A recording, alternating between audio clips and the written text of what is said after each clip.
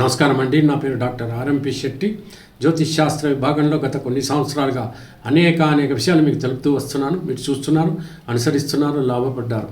అయితే ఇప్పుడు నేను చెప్పేటువంటి ఒక ముఖ్యమైనటువంటి విశేషం ఏమిటంటే, మీనరాశి వారికి డిసెంబర్ మాసం 2024 సంవత్సరంలో మాస ఫలితం అంటే గోచార ఫలితం ఎలాగుంటుందో వివరిస్తున్నాను. జాగ్రత్తగా వినండి. ఈ యొక్క మీనరాశిలోకి వచ్చేటప్పటికి రాహు ఉన్నాడు కాబట్టి ఎట్టి పరిస్థితుల్లో మొండితనం అనేటువంటిది ప్రదర్శించకండి. మీలో ధైర్యము సాహసము ఎక్కువగా ఉంటుంది. ఓవర్ కాన్ఫిడెంట్ అయిపోయి ఒక్కొక్కసారి పరుషజాలం అంటే ఎదుటివాడిని తిట్టేటువంటి పరిస్థితులు కూడా ఏర్పడతాయి. ఆ రకంగా మీరు కోపము ఆగ్రహంతో మీరు ప్రవర్తించినట్టయితే ఇంట్లో బయట కూడా మీరు అశాంతి పాలయ్యేటువంటి అవకాశాలు ఉంటాయి. వైద్యులకి బాగుంటుంది, వాళ్ళకి ఎటువంటి పరిస్థితుల్లో బాగుంటుంది. సర్జన్స్కి మాత్రం కొంచెం అవమానకరమైనటువంటి పరిస్థితులు ఎదుర్కోవచ్చు. జాగ్రత్తగా ఉండడానికే ప్రయత్నించండి. మరో విషయం ఏంటంటే, కొంచెం బ్రదర్స్ సిస్టర్స్ మధ్యన ఏదైనా అనారోగ్య పరిస్థితులు ఏర్పడితే ఒకసారి అటెండ్ అవ్వడానికి ప్రయత్నించండి. మీకు శుభాలు కలిగేటువంటి పరిస్థితి ఏర్పడుతుంది. ఇక ఎట్టి పరిస్థితిలో ఎవరితోనూ గొడవ పడకండి. సంతానం కూడా కొంచెం విసుగు చెందేలా ప్రవర్తించే అవకాశాలు ఉన్నాయి. ఇంట్లో కొంచెం బాధగానే ఉంటుంది. అయితే ఇవన్నీ ఎందుకు కలుగుతున్నాయంటే, ఏలినాటి శని ప్రభావం మీ మీద ఉంది కాబట్టి. ఎప్పుడైనా కానీ ఇది రెండవసారి ఏలినాటి శని ప్రభావం కనుకైతే దీన్ని పొంగు శని అంటారు. 50-50గా ఉంటుంది, మంచి చెడు రెండింటి కలయిక ఉంటుంది. అదే మూడవసారి మాత్రం మరణావస్థ కలుగుతుంది. కాబట్టి ఆ రకంగా మనం అర్థం చేసుకోవాలి. ఇప్పుడు జరుగుతుంది మీకు ఏలినాటి శని కాబట్టి కొంచెం జాగ్రత్తగా ఉండండి. ఇకపోతే ఇప్పుడు ఏమవుతుందనంటే 29వ తేదీ మరి మార్చి నెల 2025న శనైశ్వరుడు మీనరాశిలోకి వచ్చినప్పుడు ఆరోగ్యం జాగ్రత్త. మోకాళ్ళ నొప్పి ఉన్న వాళ్ళకి, ఈ వాతం శరీరం వాళ్ళకి కొంచెం జాగ్రత్తగా ఉండాలన్నటువంటి విషయం చెప్తున్నాను. కళ్ళు జాగ్రత్త.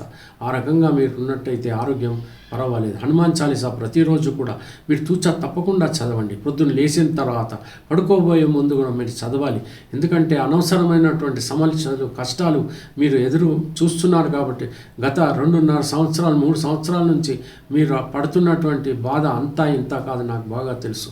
ఉద్యోగం చేస్తున్నప్పటికి కూడా తృప్తి లేదు, కొత్తగా ఉద్యోగాలు దొరకటం లేదు మీకు. తర్వాత ఏ రకంగా డబ్బు సమస్యలు ఏర్పడుతున్నాయి, రుణాలు చేయవలసి వస్తుంది, మళ్ళీ తీర్చాలనేటువంటి పరిస్థితి మీకు దొరకటం లేదు. ఆ తర్వాత శుభాలు పెద్దగా జరగటం లేదు, పెళ్ళిళ్ళు కావటం లేదు. ఏంట్రా ఇలా ఉంది పరిస్థితి అనేటువంటి సందిగ్ధావస్థలో మీరు ఉన్నారని నాకు తెలుసు. విదేశాలకు వెళ్ళాలనుకుంటే మీకు వీసా దొరకటం లేదు. ఆ తర్వాత పెద్దలు అగౌరవపరుస్తున్నారు. వినోదాలకి వెళ్ళినప్పుడు మిమ్మల్ని పట్టించుకునే నాదులు లేదు. అక్కడక్కడ అవమానాలు పాలయ్యేటువంటి పరిస్థితులు కూడా ఏర్పడుతుంది. ఆరోగ్యం కూడా అంతంత మాత్రంగానే ఉంది.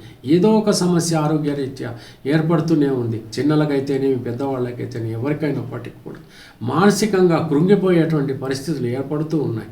కాబట్టి దైవారాధన మాత్రమే మిమ్మల్ని రక్షించగలదు. హనుమాన్ చాలీసా మాత్రమే మిమ్మల్ని రక్షించగలదు అని మీరు అర్థం చేసుకోవాలి. ధర్మ మార్గాన మీరు నడిస్తేనే మీరు బ్రతికి బట్టగడతారు. అనవసరమైనటువంటి ఖర్చులు పెడితే అప్పుల పాలైపోతారు అని కూడా మీరు అర్థం చేసుకోవాలి. మిమ్మల్ని భయపెట్టాలని కాదు, మిమ్మల్ని ఎలా గట్టెక్కించాలని నేను ఆలోచిస్తున్నాను. కాబట్టి ముందు ఇవన్నీ మీరు అనుభవిస్తున్నవన్నీ చెప్పిన తర్వాత పరిహారాలుగా నేను చెప్పేది ముఖ్యంగా ఏంటంటే, నేను తంత్రాలు అవన్నీ ఏం చెప్పను. హనుమాన్ చాలీసా మాత్రమే తంత్రము, హనుమాన్ చాలీసా మంత్రము, హనుమాన్ చాలీసా అనే యంత్రము. ఇకపోతే చాలామంది జ్యోతిష్యులు రాశి వారిగానో నక్షత్రం వారిగానో జెమ్స్ పెట్టమంటారు, రత్నాలు ధరించము. అది చాలా తప్పండి. ఎంచేతనంటే రత్నాన్ని ఎలా ధరించాలో, ఎప్పుడు ధరించాలో, ఏ పద్ధతిలో ధరించాలో, ఏది ధరించాలో ఇవన్నీ కూడా అందులో నిష్ణాతుడైన వాడు మాత్రమే సూచించగలడు. ఎవడు పడితే వాడు ఇష్టం వచ్చినట్టుగా సూచించటం, మీరు బాధపడుతుంటే వాడికి ఒరిగేదేముంది? మీకు వాడేదో రత్నాన్ని తెచ్చిపెట్టడం, అది దోషపూరితమైనటువంటిది కావటం. ఈ ట్రేడర్స్ కూడా రకరకాలుగా వాళ్ళ అడ్వర్టైజ్మెంట్స్ చేస్తూ మిమ్మల్ని ఆకర్షించటం, అక్కడికి పోయి మీరు వేల కొద్ది రూపాయలు వెచ్చించి మీరు దోషపూరితమైన రత్నాలు తెచ్చుకోవటం, ఉన్న కష్టాలు సరిపోక ఇంకా కష్టాలు ఏర్పడడం, ఇవన్నీ కూడా జరుగుతూనే ఉన్నాయి. నా కళ్ళతో నేను చూస్తూనే ఉన్నాను. చాలామంది మళ్ళీ నా దగ్గరికి వచ్చి స్వామి ఇలా అవుతోంది అని అంటే నేను నవ్వుకోవాలో ఏడుచాలో నాకే అర్థం కావడం లేదు. అంచేత ఇవన్నీ బాధలు పడే కంటే కూడా ఒక్క పని చేయండి. సరే, నా దగ్గరికి వస్తారా? రండి. నేను చేసేటువంటిదంతా కూడా క్రమబద్ధంగా ఒక క్రమశిక్షణతో ఒక పద్ధతిగా నేను చెప్పడానికి సలహా ఇవ్వడానికి ప్రయత్నిస్తాను. నా దగ్గరికి రాలేకపోయారా, కనీసం హనుమాన్ చాలీసా చదువుకోండి. ఈ పరిహారం మీకు తప్పకుండా తోడ్పడుతుంది. మీరు బాగుపడేటువంటి అవకాశాలు ఉంటాయి. గురువులను కానీ పెద్దలను కానీ ఎవరిని దయచేసి అగౌరవపరచకండి. ఎప్పుడైనా కానీ గుర్తుపెట్టుకోండి, ఈ అర్ధాష్టమ శని కానీ అష్టమ శని కానీ ఏలినాటి శని కానీ ఇవి జరుగుతున్నప్పుడు మాత్రం ధర్మము అనేటువంటిది విడిచిపెట్టవద్దండి. అధర్మ బుద్ధిన మీరు ప్రవర్తిస్తే మాత్రం మీరు అనుభవించేటువంటి నరకం అంతా ఇంత ఉండదు. కాబట్టి ధర్మ మార్గముననే మీరు అనుసరించాలి.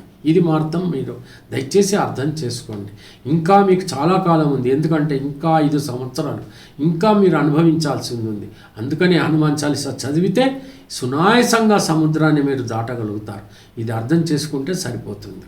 ఇకపోతే నిరాశపడకండి, గాయాలు తగలకుండా చూసుకోండి.